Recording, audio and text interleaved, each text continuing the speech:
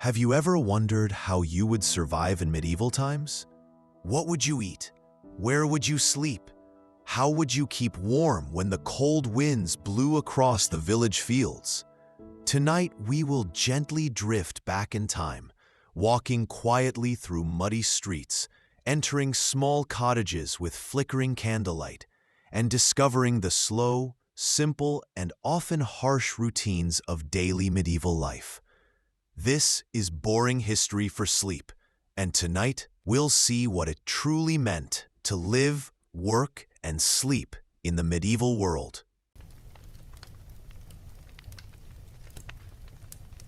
You awaken before dawn, curled beneath a thin wool blanket in a small timber and daub hut, your breath rising in pale puffs against the cold air that seeps through the gaps in the walls. Your straw mattress is flattened, crawling with the quiet itches of fleas, and the mud floor beneath it is still damp from yesterday's rain, making the room smell of wet earth and smoke. The rooster has not yet called, but you hear the distant grunts of the pigs in the pen, and the low hush of your mother stirring the banked hearth coals to life in the dark. Your first task is to pull on your coarse linen tunic, which scratches against your skin, and the rough wool hose that have been patched so many times you can no longer see the original weave. You find your leather belt where you left it the night before, hanging from a wooden peg beside the doorway, and your shoes, made from stiff hide, are cold and cracked, waiting to bite your toes with each step you take outside. As you step into the dawn air, you feel the cold, damp earth beneath your feet and the biting chill of the mist that clings to the fields beyond your cottage. Outside, the dawn is a slow gray glow spreading across a sky streaked with soot-colored clouds. You smell smoke from other cottages, where families are stirring ashes to coax flames back to life. The village path is a narrow rut of churned mud, scattered with straw and manure. You hear the lowing of cattle from a neighbor's lean-to, the clatter of a bucket dropped into a well, the distant cough of an old man spitting into the cold. It is quiet, but alive with the heavy, steady rhythms of survival. Your mother hands you a piece of yesterday's bread, tough and dry, with a thin smear of animal fat if you are lucky. This will be your morning meal before you head to the fields with your father. Your family's bread is made from coarse barley, with small pebbles often ground into the flour, so that each bite might crack against your teeth if you are not careful. The bread tastes of the hearth, smoke, and the sourness of old grain, but it is filling enough to carry you through the morning's work. You step outside with your father, who carries a wooden hoe on his shoulder, the iron tip dull from years of work. He smells of old wool and earth, his beard tangled, eyes tired but focused on the day's labor. The fields are wet, the soil heavy, and you feel the weight of the task ahead pressing down with the dawn. You are not alone. Other families move across the fields, each step pulling them deeper into the mud, each breath misting in the cold as the pale sun rises over the horizon, promising nothing more than another day of survival. The work begins with clearing rocks from the field, a slow and back-bending task that stiffens your shoulders before the sun has fully climbed above the trees. Your father's steps are steady, and you watch as he pries stones from the heavy earth with the iron-tipped hoe, tossing them aside with a dull thud into a growing pile near the edge of the field. Each rock cleared will allow seeds to take root, but the field never truly empties of them, as the frost and rain bring more to the surface each year, an endless cycle that defines your days. By mid-morning, the frost has lifted, leaving the ground slick and the mud clinging to your shoes and the hem of your tunic. Your hands are already raw from the cold, and the tips of your fingers sting as you grip the hoe to scrape weeds and clear old roots. You glance around to see other families working, their movements slow and deliberate, each person bent to their task. The air smells of damp earth, wood smoke drifting from distant cottages, and the sharp tang of manure spread across the fields to prepare for the planting season. Your midday meal is a piece of black bread dipped into a bowl of thin pottage, a watery stew made with cabbage, onions, and a few grains, with barely a trace of meat, unless your family was lucky enough to trap a rabbit or squirrel the day before.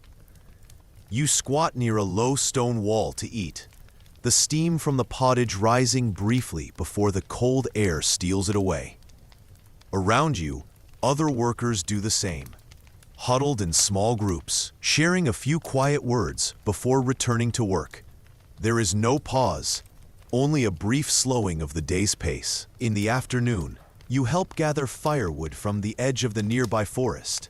The trees are bare, their twisted branches clawing at the pale sky, and you can see the paths where deer have walked, leaving hoof prints in the mud. You search for fallen branches, pulling them loose from the underbrush, while your father swings a small axe to clear dead limbs. The sound of wood cracking under the blade echoes softly in the cold air, mingling with the distant caw of crows. As the sun begins to sink, the air grows colder and a thin mist creeps across the fields. You walk home with your father, arms full of wood, feet heavy with mud. The village seems smaller in the dusk, the smoke from hearth fires drifting low, and the dim glow of candles or rush lamps in windows guiding your steps along the muddy path. You can hear the low murmur of families settling in for the night, voices quiet, the clatter of pots over hearth fires, the only reminder that life continues in each small hut. At home, the single-room cottage is dark except for the glow of the hearth. The walls are wattle and daub, patched with straw and clay, and the floor is packed earth, uneven and cold underfoot. You can see your breath when you first enter, the cold air clinging until the small fire's heat slowly chases it away. The air smells of wood smoke, damp wool, and the faint tang of the day's sweat drying in the warmth. It is a small world, but it is the entire world you know. Your mother is stirring the evening pottage, adding a few handfuls of cabbage leaves and the last of the onions saved from autumn. She moves carefully, her hands rough from washing clothes in the cold stream, her eyes tired but kind as she looks back at you.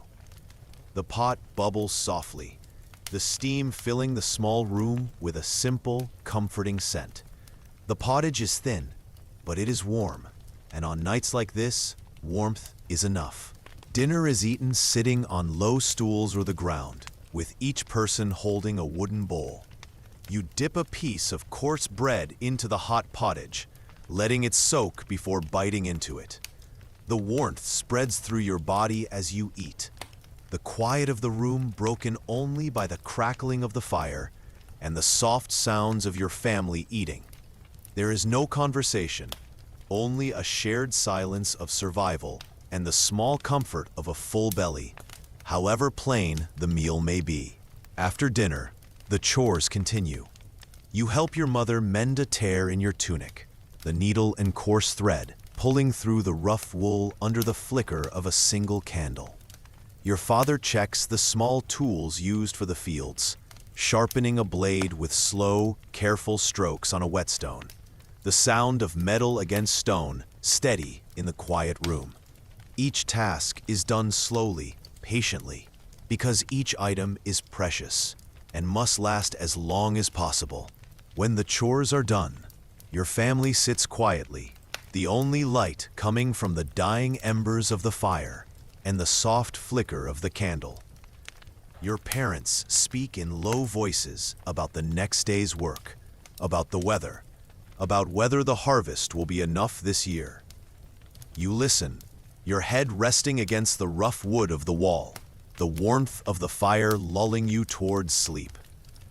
Tomorrow will be the same as today, and the day after will be the same again, in the endless rhythm of medieval life. You sleep on a straw mattress, shared with siblings, the straw poking through the thin linen, scratching your skin as you shift to get comfortable. The smell of the straw is mixed with the earthy scent of the packed dirt floor, the lingering aroma of smoke from the hearth, and the faint smell of sweat that never quite leaves your skin or your clothing. The cold creeps in during the night, seeping through the cracks in the walls and floor, and you pull the rough wool blanket tighter around you, listening to the sounds of the wind outside. The nights can be restless, broken by the sounds of animals outside, the distant howl of wolves, or the creaking of the wooden beams above you as they shift with the cold. Sometimes, the coughing of your siblings wakes you, the sound harsh and dry in the quiet of the night.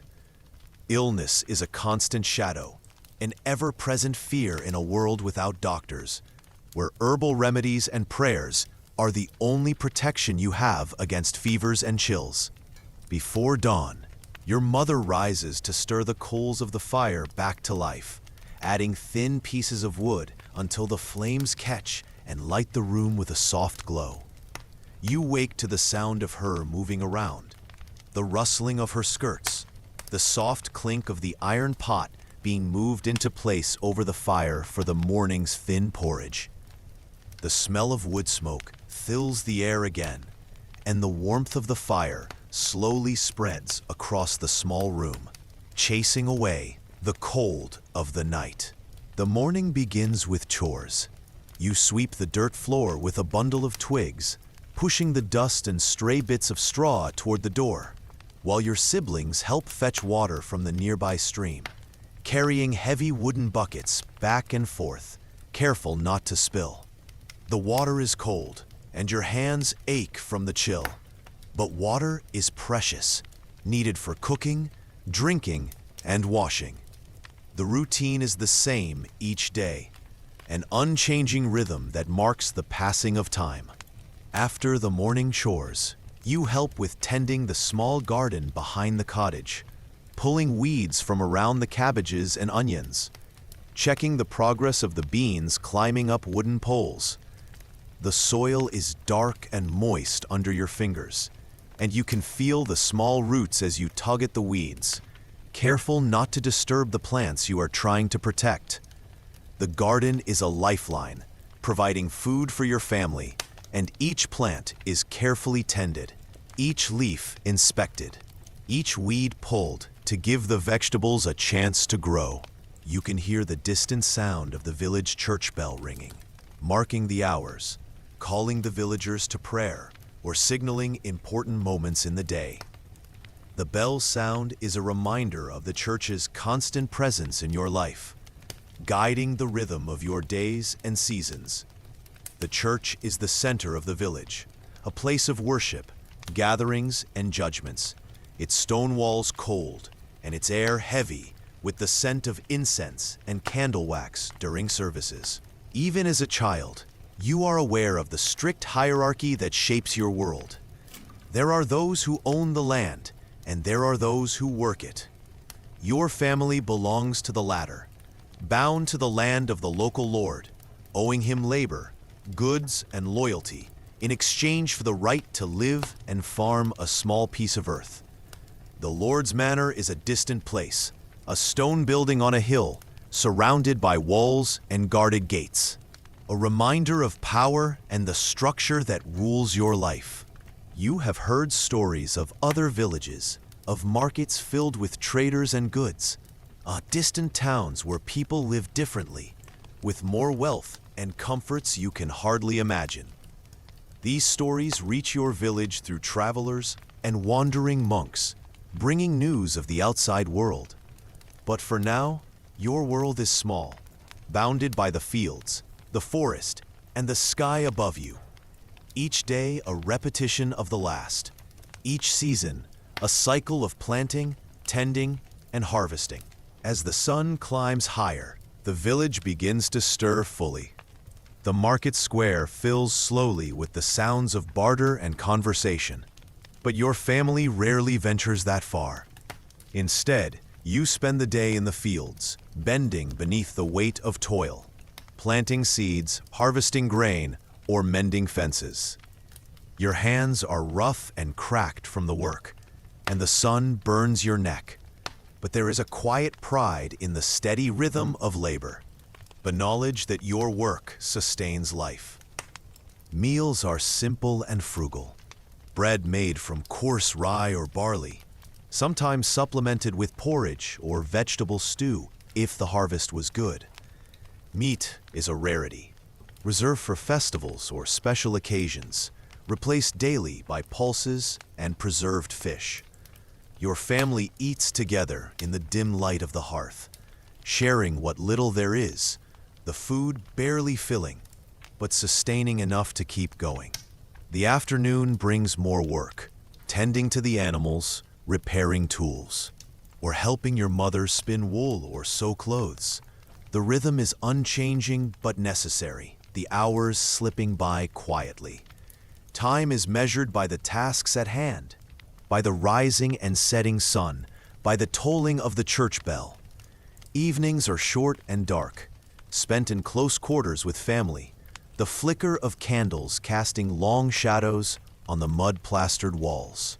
Stories told by elders are a welcome distraction in the long evenings. They speak of kings and battles, saints and miracles, but also cautionary tales about laziness, sin, and the dangers lurking beyond the village boundaries. These stories are as much a part of your education as learning to sow or tend the fields, shaping your understanding of the world and your place within it. As the day fades into night once more, you prepare for rest, grateful for the small comforts of warmth and family in a world that is often harsh and unforgiving. Your life in the medieval village is a constant balance between survival and hope, routine and resilience, shaped by the land, the seasons, and the ever-watchful church. You drift to sleep with the echo of the church bell still ringing softly in your ears, wondering what tomorrow's challenges might bring. What if you could see beyond the fields and cottages? What stories lie hidden in the castles and courts where power and politics shape a very different reality? Would your day look much different there? Or is the struggle for survival universal, no matter the walls that surround you?